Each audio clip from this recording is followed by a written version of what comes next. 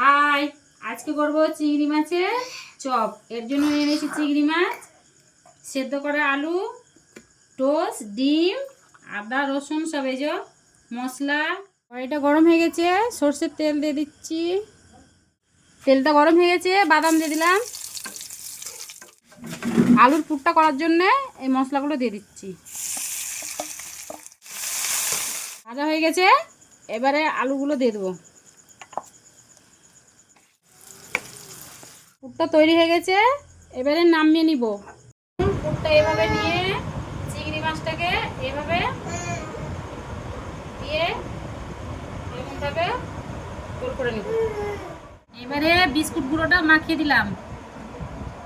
ডিমটা ভেঙে গুলি রেখেছি, এবার এর সাথে একবার এরকম মাখিয়ে নিলাম বিস্কুট গুঁড়োটা।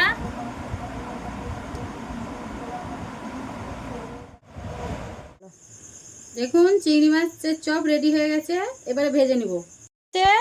এবারে একটা একটা করে ছেড়ে দেবো। একদিকটা ভাজা হয়ে গেছে, এবারে উল্টে দেব। দেখুন লাল লাল হয়ে গেছে,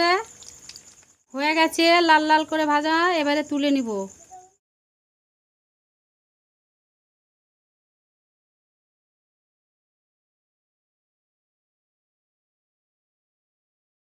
দেখুন চিংড়ি মাছের চপ তৈরি হয়ে গেছে। এবার একটু ভেঙে দেখাই, এই দেখুন।